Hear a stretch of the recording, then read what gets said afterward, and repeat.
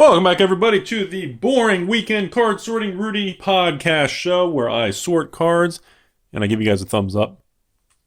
Giggity. And pretty much, I keep talking about what's on my mind until the cards are sorted. So, welcome in, everybody. Today's topic of discussion is going to be kind of, let's see here. Today's topic is going to be based around the premises of some bizarre Rudy opinions on what I think is going to make a resurgence moving forward. And when I say a resurgence, I mean some very bizarre, backwards kind of, like, for example, today we're going to talk about small business versus big box retailers. And I have a really weird theory and opinion on what I think is maybe coming down the road, as they say. So I wanted to share that with everybody as I get set up here. So we're going to go right into this, okay? So we're going to start talking today about a very simple thing, and that is the death of small business. Small business is done. It's impossible to make it in today's society. You know, all the big box retailers, the heavy hitters, the guys with all the money, pretty much squeeze out the little guys. They can buy in bulk, and you can't compete, blah, blah, blah, right? Isn't that kind of the time we live in 2017? So I have a weird theory. And I want to make the video and put it on record on YouTube where it's there till the end of time. And my theory is that over the next 20 years, moving forward into the future, I actually think small business is going to have a resurgence, and large corporations like the big Walmarts, the big Targets, the big Kmarts or Sears, which are already having problems, I think moving forward, these big boys are going to have some serious problems.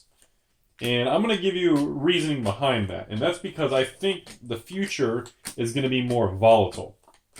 Volatility is a dangerous thing for big companies. Big companies have a very difficult time adapting and evolving to economies that are volatile. So I want to make let's give a good example in the Magic world. So for example, let's say the new Magic set, Ixalan. Let's talk about the new Magic set coming in the fall.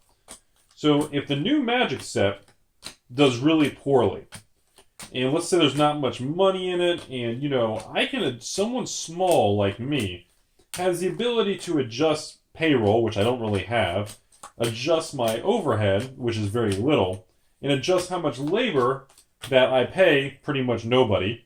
I have the ability to maneuver and be very agile, whereas a large company, when things have a downturn in an economy or anything, these large companies still end up having a lot of expenses, and they're very slow to react, which tends to create a lot of problems and losses, which is why on Wall Street, you'll notice when the economy starts dropping, if it drops really fast, a lot of big corporations start posting really large losses until they can, trim the fat on their balance sheet, or they have the ability to really, just kind of restructure the company into the new lower volume time period that they have moving forward.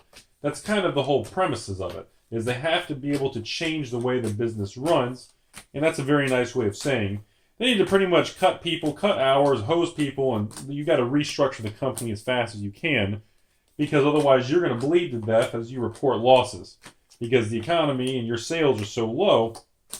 You're not set up for that lower volume. You're set up for higher volume, which means you're going to have a lot of losses because you're not going to be able to support that kind of volume because you're not doing the business.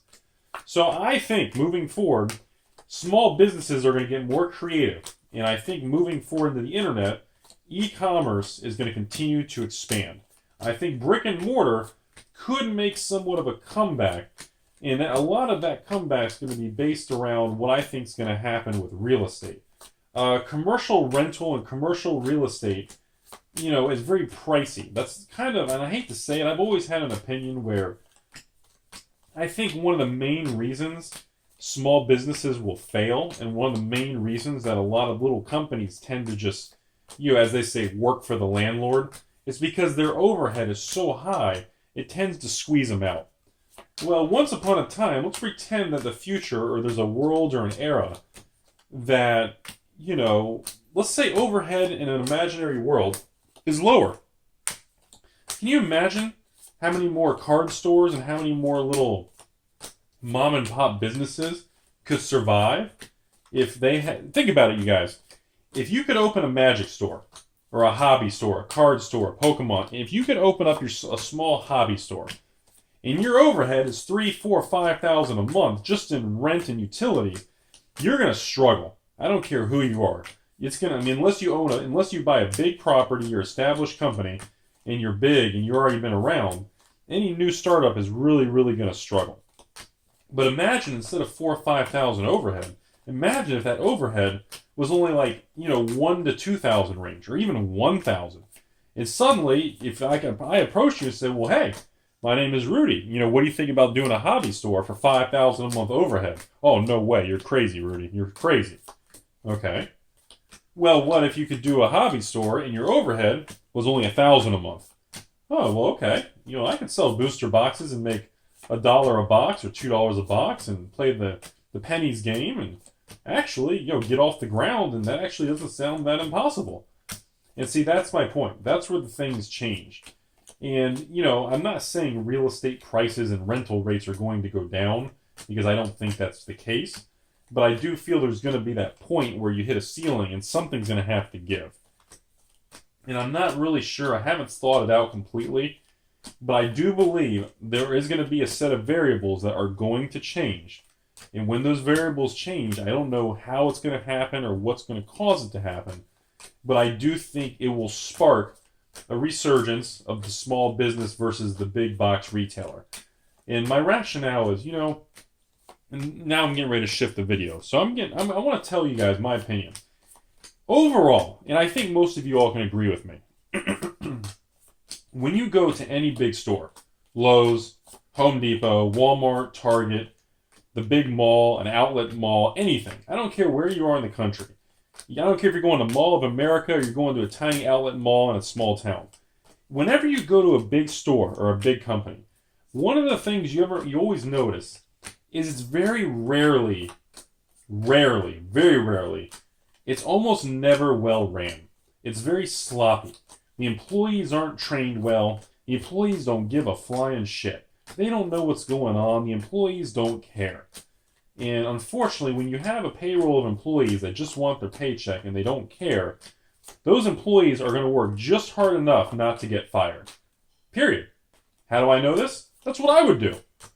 If I'm going to get paid $10 an hour, I'm going to work just hard enough for my $10 an hour so that you don't fire me, and I'm going to do nothing extra. Period. I'm just there for the money. I don't want to do it. That's why they pay you. The reason it's called work and the reason you get paid is because you're doing a job that you would not normally do unless somebody pays you. Period. That's the whole purpose of working. And, that's one of the biggest things that always stands out to me. If I go to Home Depot or Walmart, or let's pick on these big boys. When you walk through those stores, Walmart will have crap everywhere sometimes. The store is rough. Things are not in the right place. The customers are rough. The employees just don't care. They'll have, and what's always funny is when you walk through a Walmart has like 24 to 30 registers, and they'll have like 2 registers open. I always found that the most humorous thing ever, that they spent all this money on a store construction to build 30 registers, and besides maybe one day a year on Black Friday, they have 2 to 3 registers, sometimes 1 register open, and it just cracks me the hell up. And I'm like, really? It's just so hilarious. So, anyways, my point is, when you go to these places, they're not well ran. The only reason these large companies exist, the only reason they make the money, is because they're so big, they can afford to be ran poorly. Big companies can afford to be inefficient. Big companies can afford to hire idiots. They can afford to hire stupid people. Oh, I got a pizza ready. Hang on, guys. I'll be right back. Sorry about that. I'm still here. You guys still with me? Okay, cool. Anyway, so like I was saying, my issue is when I go to these big companies, they don't seem to just know. They're just so, hold on. Let me regather my thoughts. Sorry, I'm all wound up about it now. The issue is you go to these big places, and it must be nice to have a company so big and powerful that they can afford to run themselves so shitty and still turn a profit. And that was one of the most amazing things to me about Wall Street, is these large corporations. and I'll see things like Best Buy. Let me pick on Best Buy. Best Buy is the most inefficient, poorly ran, stupid piece of shit company that, it's not as bad as CompUSA. Anybody remember them back in the 90s during the dot-com boom? And I used to love Best Buy. And the problem is, Best Buy is so lost right now. They are lost. They don't have an effing clue what to do with their company, what direction to take it, and they're scrambling. It's kind of like Radio Shack years ago, before Radio Shack completely just fell apart. Kind of like Blockbuster, And it's really funny because these big companies, like Best Buy, they don't know what to do. They're scrambling because the technology... It's funny because the technology and computer business was supposed to be the future. Computers and selling technology and selling all these new gizmos, and that was supposed to be the hot future. Well, it didn't work out. Ask Circuit City. And Best Buy survived for a long time selling appliances, electronics, video games, and Best Buy's cash cow. Best Buy and like many other electronic stores made most of their profit and survived for all these years selling video games, DVDs, and music. The big three. Kind of the three horsemen in that field. Pretty much movies, music, and games. Well, here's the problem. There is no money selling in CDs. The music industry is dead. The music industry and artists are making their money on YouTube, Vivo, online, between concerts and views on YouTube. That's how bands make money. Online.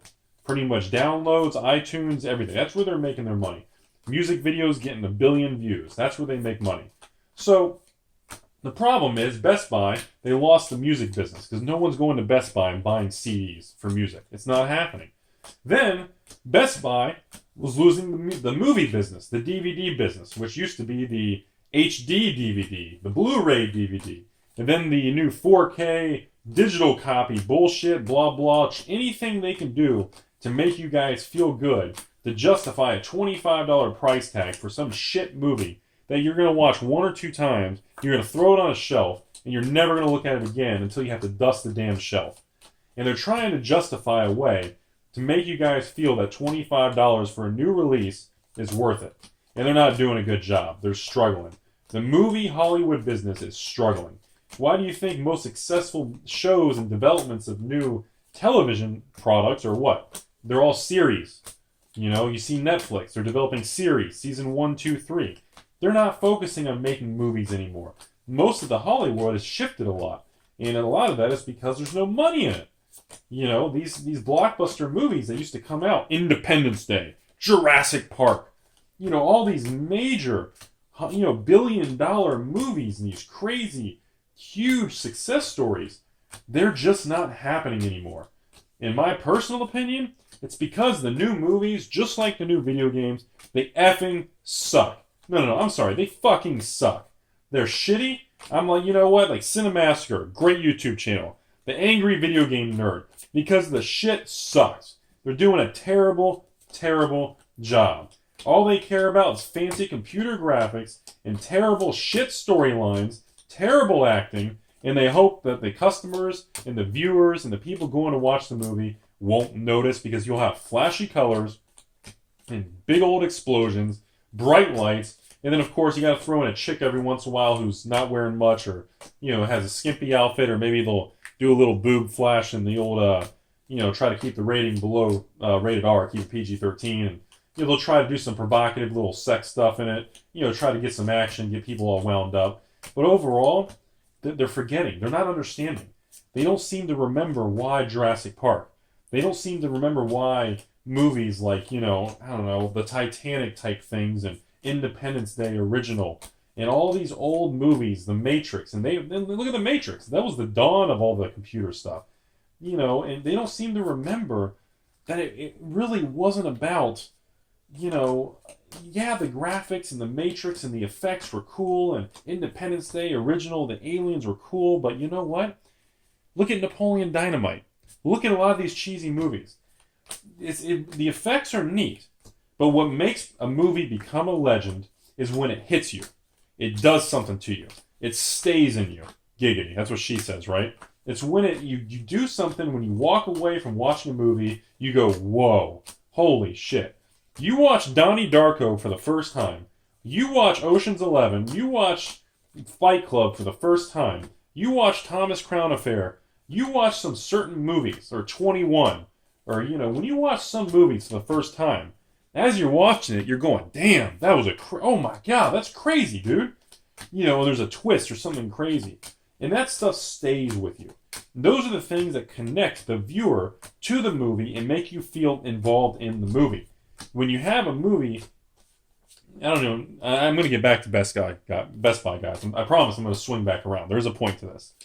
And when you make things so CGI, so computerized, so fake, and you're watching the movie and you're going, really? There's no way that's possible. What happens is you no longer become engaged in the movie. You no longer connect. You don't have that tension.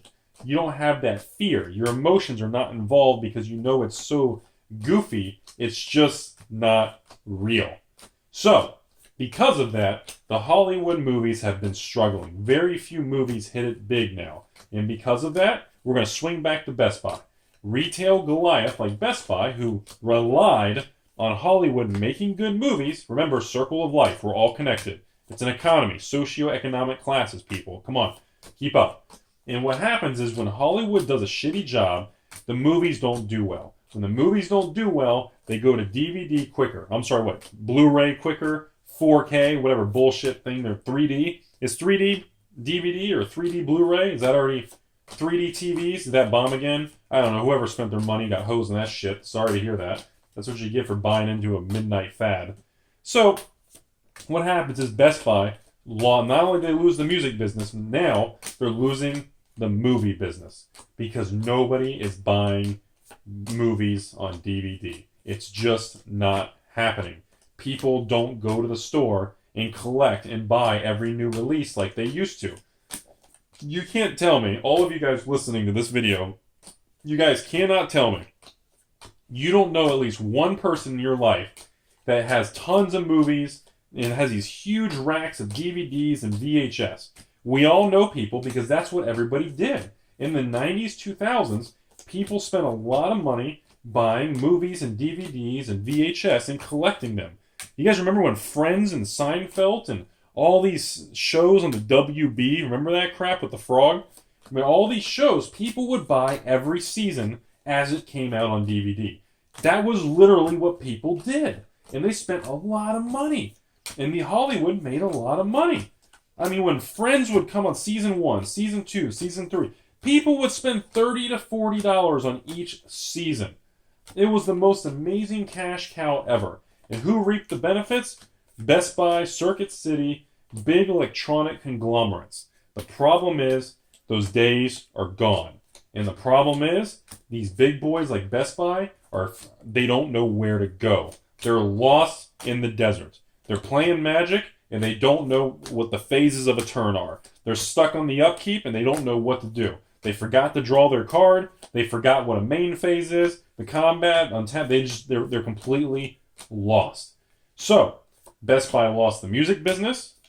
Retail lost the music business because no one's buying it. The movie business is dead because everything sucks and the movies are just not impactful. They don't have that impact. They don't connect with people for the rest of their life. So they don't have the movie business. What's left? The third and final horseman for the retail giants. What's left? Video games. And guess what? Anybody want to talk to me about the video game world? Good Lord. The video game world is in like an effing recession for sales. It is just done. It has never recovered from the booming years of the 2000s and the 90s. The video game world trying to go all digital with Steam and downloads and DLCs and all these codes and beta testing and early access keys and all this bullshit. All this stuff. While it does contain some benefits because the game developer can update the game and fix some bugs, the problem is it's all being monetized. And they're focusing on the monetization so much, they are losing sight of what made a video game good. I mean, these games come out today. These flashy-ass graphics, super detailed resolution, crazy texturing, and just the backgrounds and the frame rates and just the depth and the details of the game and the little things in the environment. that you can interact with are just incredible. But the problem is, in the 90s and in the 2000s, what made people love video games was the uniqueness, the characters, the storyline. Let me go back to Final Fantasy VII. Final Fantasy VII, to this date, is most arguably the best kind of video game, Final Fantasy type of role-playing game in the history of mankind. Whether that's agreeable, whether we all agree on that or not, is not the point. It's not really... I agree with it sometimes, I don't agree with it other, so that's not really the point. But the point of the story is, one thing everybody can agree on is the Final Fantasy VII is a legendary game. It is legendary. It is symbolic for an era. It's something that everybody connected with. It was a legendary game that changed the video game world forever. It's like the invention of Resident Evil or something. The zombie horror type of game. Certain things come along in this world and they change everything. They restructure everything. They make people, they change the outlook and everything changes with people.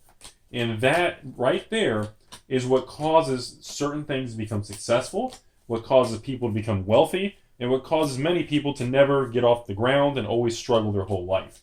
Is the little things, the innovators, the first to market.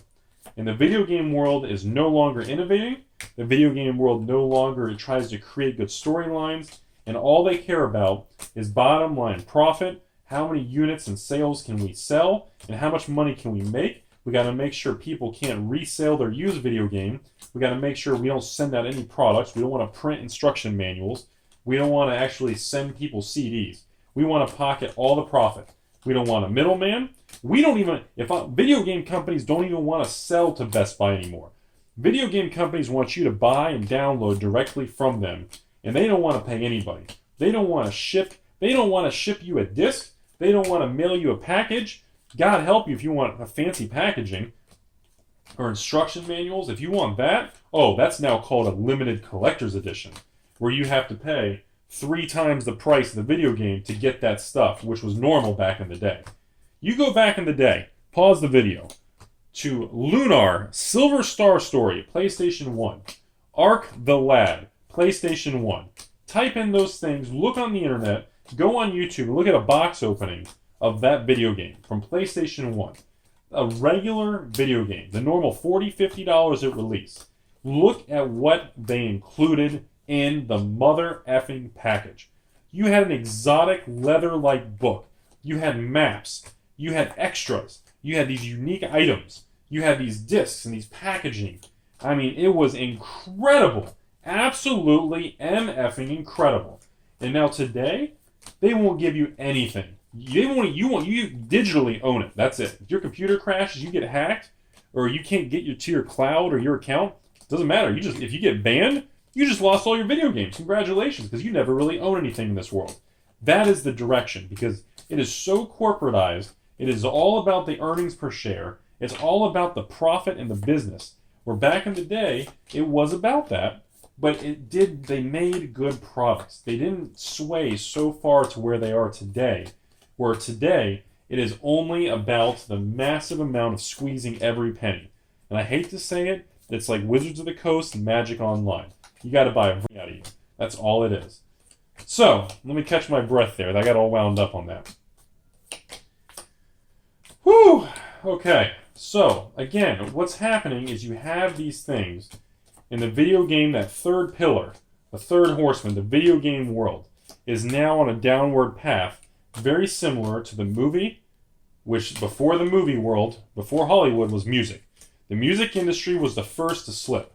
Then came Hollywood and the movie world. And now it's the video game. All 3 of these pillars are slipping and they're in trouble. And because of that, without these 3 pillars, Best Buy and large electronic and retail stores who are into that industry are in a shit ton of trouble. If you go to Walmart today, if you go to Best Buy today, walk around the store, look at the inventory on the shelf. You're going to notice very specific things. One thing you're going to notice immediately is Best Buy, as with a lot of other retailers, do not carry the build level. They don't carry the stock level of electronics, laptops, or, God help you if you can even find a desktop locally without special ordering it online. And these companies are not caring a lot because they know the shit doesn't sell. What they don't understand is why it doesn't sell. They're too stupid to figure that out. What they do know is things are not selling. Okay? And the fact things aren't selling, these retailers are scared to order and pay money for these products from their distributors and their home office. So what's happening is they're not even keeping a lot of product on the shelves. Which is why when something comes out and it actually does well, it gets scalped on eBay because the stores don't even carry a good build level of the stuff anymore. It's absolutely hilarious. It's such a disaster. It's hilarious. I mean, it's so bad, you have to find some form of humor in it in some bizarre-ass, backwards universe. So, I do like these videos. Well, the only video I can ramble and just kind of spill my guts on what I think about the universe. So, what I think is going to happen is one of two things. And we're going to talk about Best Buy, and now I'm going to bring GameStop into the equation. What I think is going to happen moving forward is one of two things. Best Buy is going to have to completely evolve. Or Best Buy is going to have to restructure and make all their stores half the size. They're going to have to cut their overhead big time.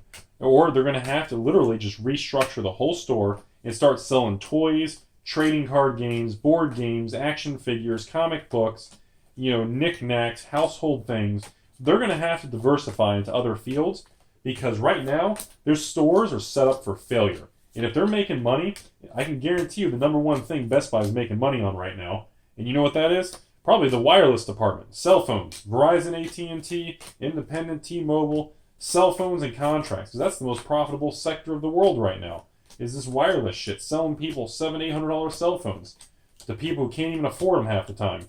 And they're going to drop them and mess them up, and they're going to be screwed. It's hilarious.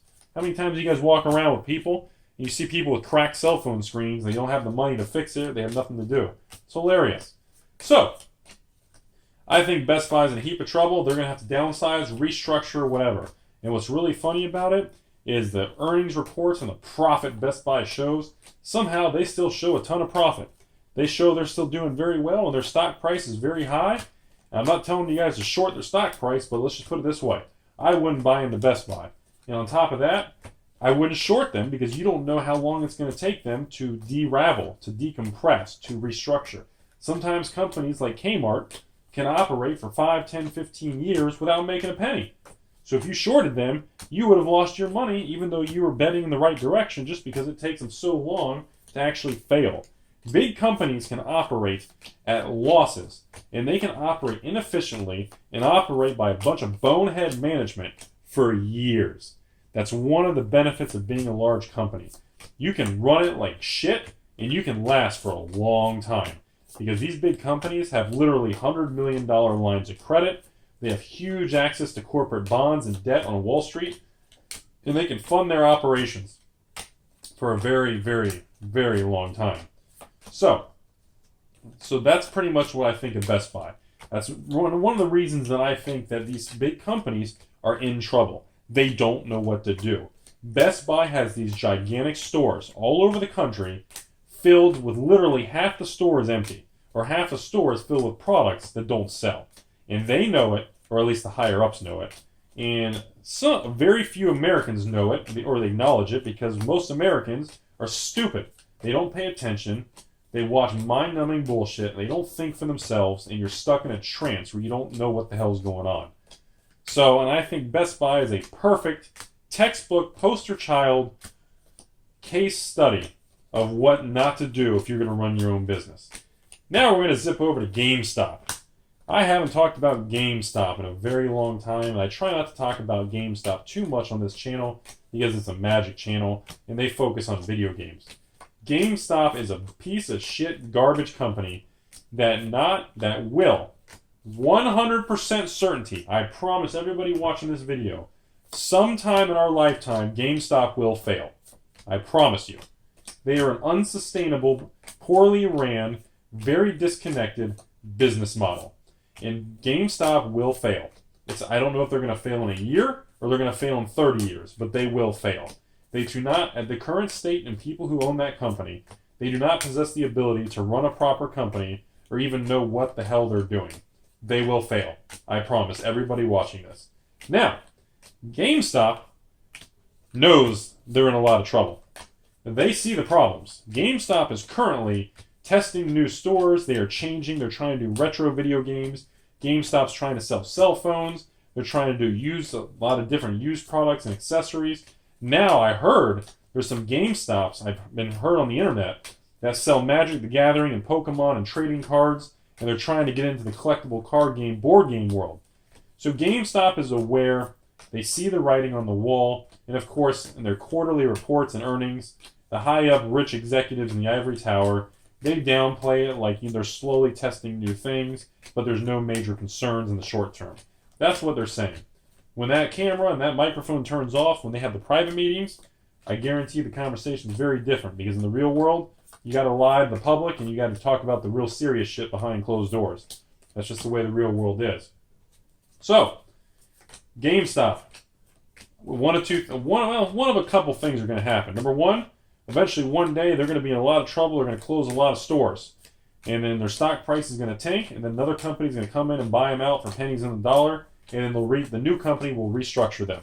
That's option one. Option two, GameStop wakes the F up, and they realize they're in trouble, and they start actually restructuring on their own, which I think they're already starting to quietly do this. Because if you look online and you see these reports, GameStop testing stores selling trading cards and testing stores doing cell phones, you can see they're already quietly, and they're acting like it's no big deal.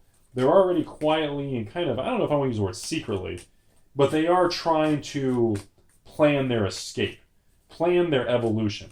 GameStop is already kind of making the changes. They see what's happening. By the way, I'm doing uncommons. Did I even tell you guys that? Does anybody still watch the video? I'm doing uncommons, and I don't know if any uncommons are any good. These are Hour of Devastation uncommons, and are any of them worth anything? These are all the bulk cards from the openings from like a month ago. I was like, are any of these cards even worth anything? Let me guess, 4 for $1, quarter, nickel a piece, that kind of crap. Anyways. Whew! So other option, I think GameStop is actually going to be put out of business, and it's not going to be their fault. I think the video game world is going to completely deleverage, decompress, and unravel, and the companies who make video games are going to pretty much direct sell online, pretty much through Steam or through their own distribution network, and they're going to get rid of all stores and middleman and retail. They're never going to sell any actual packaging. Everything's going to go 100% digital, and everybody listening to this, you'll never own another video game in your hands again. It'll all be virtual. And then one day you get banned in the account, or something happens, or the server goes down, and you never even own anything. So isn't that great? Old video games, you can pop out the disc or cartridge and you can play it. Server goes down, or a company goes bankrupt, or anything happens, guess what? All that money and time, it's just gone. It never existed. It's kind of a scary thing, isn't it? It's like putting your whole life in the Microsoft cloud and your account gets hacked, or you get banned for something that you didn't know, or you get banned for something and you just lost everything. Yeah, think about that.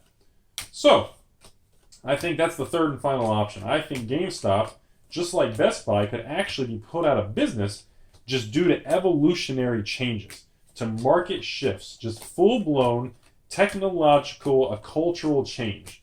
And I mean pretty much, like I said, DVDs and movies aren't sold in stores. Music is all digital. Video games, all digital. So pretty much what's going to happen is they're going to be kind of removed from their own market. Technology is going to take them out. And, and I don't mean take them out for drinks. I mean take them out completely. Oh, almost lost the pile there, guys. So, and I think that's why Best Buy is trying to do a lot of cell phone, Best Buy Mobile, Geeks on Call, or Geek Squad, or whatever that shit is, where they try to charge people and they've been caught scamming. That's why I think they're trying to shift already into these other cash flow generating areas. Because, Best Buy is, and just like GameStop, is a very recognizable, valuable name. The name recognition has a lot of value to it. Because a lot of Americans are very uneducated and stupid, and when they see names like that, they immediately trust it. They think they're not going to get scammed because they see the word Best Buy or the word GameStop. So inherently on Wall Street, it does have some form of intrinsic value, is what they say on Wall Street. Now in Rudy Street and Waffle Street, And Garbage Fire Investments, that's a pile of shit. Name recognition does have value, but at the end of the day, it is artificial. It's no different than you go through the balance sheet for all you accountants and CPAs out there, for people who are doing businesses and all this stuff and accounting and auditing. Depreciation, my favorite line of all time on taxes and everything. You know, the biggest cost and expense for your business that doesn't exist, right? My favorite thing ever. It's depreciating a building or something, and I love it. I absolutely love it. For tax purposes and whatever it is, to show less profit, whatever you want. So, things like that. So I don't know which one of those events are going to win. If I had to place my bet is Best Buy will evolve into a whole new type of corporation that sells completely different type of things, like cell phones and toys and knickknacks and other non-mainstream electronics. And I do think Best Buy will get into the board game, collectible card game world because of the money in it. I wouldn't be surprised if that's already happened or if they continue to grow with it. Finally, GameStop. I personally believe, out of all these things I talked about, I think GameStop will actually be put under or possibly bought out, and it will be due to the fact that the video game industry shifts and changes away from them, and it's not their fault. I think that's going to be the reason. I think the higher-ups who make all the money will blame it on an economic, cultural change on the reason for their failure. I do not think they will ever take the blame because corporate white suit America, they're a bunch of scumbags. So what's going to happen is they're going to spin it to the public and the shareholders and all the employees nationwide who work for that company. They're going to spin it in a way that the things just evolved and it's not their fault. That's what I see happening with GameStop. So, in conclusion, with everything I'm telling you guys, the future is going to be very interesting, and over the next 10, 20 years, we're going to see some very interesting cultural, economic shifts. And I think these type of shifts, some I think people won't be surprised with, but there's going to be probably about 30 to 40%, about a third of the things that are coming are going to be mind-blowing, and you cannot predict it. It's going to be black swan type of things. It's like the invention of the smartphone. Before the smartphone existed, it was hilarious. Everybody said, yeah, right. Now that the smartphone has existed, it's one of those things now with, when you look back on hindsight, it's like, wow, how did we live without it? It's going to be something like that, because the human brain has a difficult time, wrapping itself around and understanding and getting inside of giggity events and things that aren't real, because it just doesn't, your brain can't accept that. Now, there are some people out in the world, some very higher level thinking individuals and some higher IQ individuals around the world, similar to the Steve Jobs and the, what's his name of Tesla and all that SpaceX, Elon Musk, I think, all these very, very, very powerful, wealthy people, and that have the ability to see things kind of before the public. They have the ability to see things that others don't, and other people just don't believe them or they don't get it. And those people became very wealthy and powerful, and now that they're already wealthy and powerful, it's only going to snowball because they've already got the hard part done. They've got the power of choice, and they've got the wealth and the cash behind them to wield whatever power they need. They have the pocketbook to wield it with that pen. So, I think we're going to see a lot of things like that. So what that means in my mind, hope you guys like my rambling, by the way. So what that means to me is I do believe small business will exist in the future. It's going to evolve, it's going to exist, and it's going to be different, and I think it's going to be very, very, very surprising. Because right now, nobody expects small business to ever make a comeback. Nobody expects small business to do anything. Everybody just assumes small business is like 100% just destroyed, it's over. Mom and pop stores, the corner store is done. Well, that may be. But just like the old phoenix, you burn it to the ground, it rises from the ashes into something new. It evolves. And I'm gonna as I close this video out in the last minute here, because I'm about done, I'm gonna kind of wrap all this up with how I feel about myself and what I've done with the magic world, since for the end of the video, not many people probably made it this far anyways. So the last minute here, I want to bring it out to me. look what I've done. I spent a lot of time thinking and analyzing how on earth I got to where I am. How did my YouTube channel, which I didn't think would even get 1,000 subscribers, get to where it is? How on earth is Patreon doing what it's doing? How on earth, and break these things down from the viewer perspective, you guys who support me perspective. I like to think and try to figure out what specifically is causing this. What, like they say on YouTube, once you get off the ground, that's the hard part. Now, just don't screw it up and keep doing what you're doing, and the rest will just take care of itself, which has a lot of truth to it. The hardest part about YouTube is getting started. So I like to think all this stuff to me, and I look at my own situation. I almost want to say I myself, Rudy, I almost feel like a black swan event. I am a living proof of a black swan event. I feel like I am an individual that's almost a product of very strange choices and going against the grain and not believing and not taking anyone else's advice. What you all are listening to is an individual who did his own thing, went against the grain, and pretty much took his own decisions, even when everybody thought it was stupid to put money into cardboard or reserved lists and to do the things I did. Everybody said, no, you're stupid. You shouldn't put your money into that. You need to open up a mutual fund account. You need to do this. That's what everyone does. It's what every advisor teaches. Well, you know what? Rudy from Alpha Investments. I hope you guys enjoyed the video. And you know what? I'm living proof that sometimes you just got to give the world the big-ass middle finger, tell them to fuck themselves, and tell them, you know what? I'm going to do what I want to do, and I'm going to prove to all you guys that being unconventional, you can change the system, you can rock whatever hobby you want to be a part of, and you can change anything. All you got to do is want it bad enough. Hope you guys enjoyed the video. Have a fantastic day. May your taco always be firm and floppy.